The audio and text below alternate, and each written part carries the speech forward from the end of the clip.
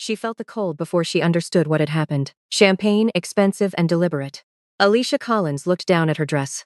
The cold spread across her chest, and she stood completely still for one full second. The woman holding the empty glass was already turning to the room with an expression that said, "Oops," without meaning a single syllable of it. The murmur that followed was small and immediate. The particular sound of a room full of important people deciding whether to pretend they hadn't seen. Alicia looked up. The woman was polished in the way of someone who had been groomed for resumes far more important than this one. Beautiful in the particular way that had been carefully maintained, rather than simply inherited. Her expression carried the full unbothered certainty of someone who had never once had to move for anyone and had no intention of starting tonight. "These events have a certain dress code," she said. Her voice was precise and unhurried, and carried perfectly to the nearest cluster of guests. "But I suppose not everyone gets the memo." The room was listening.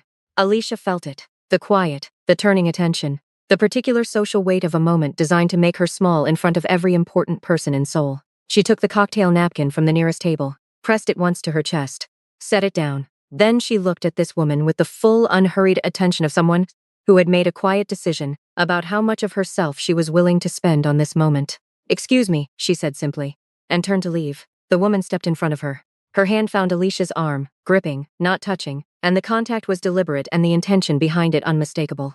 "I'm not finished with you." The room went completely still, and then a voice arrived from across it, low, unhurried, carrying the specific weight of a man who had never once needed to repeat himself. "Don't touch her." 4 words, no volume, no threat in the tone because the tone itself was the threat. The grip released. Alicia turned, and the man crossing the room toward her was doing it with the particular, unhurried certainty of someone who had never once needed to rush to make a point. Tall, broad, dark suit that announced nothing and communicated everything.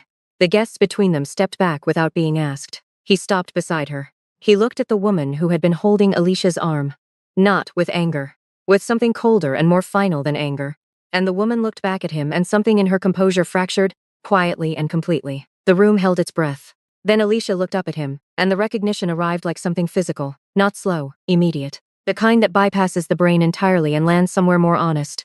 Chicago, she thought, 3 years ago. A courthouse corridor and a business card and a case she had won in 11 days. He was looking at her with the same recognition, the same certainty. The expression of a man who had been waiting for a moment he didn't fully believe would come. And here it was, standing in front of him in a ruined dress in the middle of the most important room in Seoul. Neither of them said a word. The room was still watching. The woman with the empty champagne glass was still standing there. And something between Alicia Collins and this man had just been named in front of every powerful person in this city, without either of them opening their mouths. "Stay with me. Because you need to understand how these two people found each other, and what it is going to cost them both before this is over." Before we continue, where in the world are you watching from? Comment below because we'd love to know how far these stories travel, and hit that subscribe button for more amazing stories. I'll really appreciate it. Alright, thank you. Let's jump back in. 3 years earlier, Chicago. Alicia was a junior partner at one of the most respected corporate law firms in the city, and she had not gotten there by accident. She had gotten there by reading everything twice, finding what other people missed on the first pass, and being the kind of attorney who treated every case like the most important argument she had ever made, because she believed it was. She was at her desk at 11 p.m. on a Tuesday when her managing partner called. Last-minute case, Korean national. Asset freeze proceedings in federal court. The client's name on the file was Kwon Seo-jin. She didn't recognize it.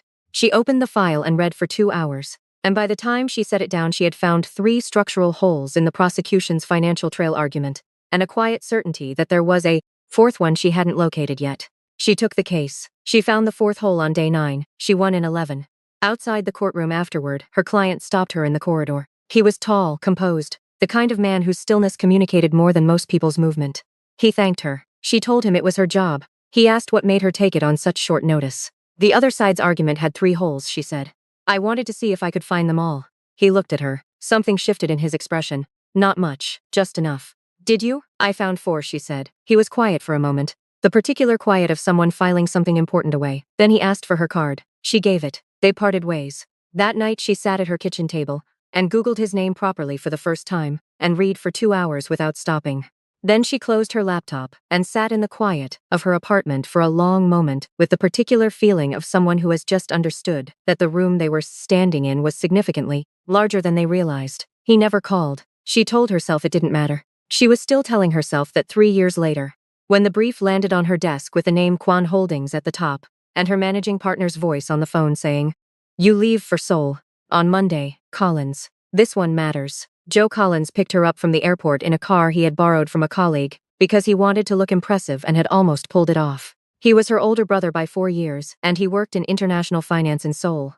And he had been calling her since he saw the brief, with the frequency of a man who was genuinely concerned and also genuinely unwilling to say so directly. "You know who Kwon Seo-jin is," he said. It was not a question. "We've met," Alicia said. The silence that followed lasted almost 30 seconds. "Alicia, that is not an answer. It's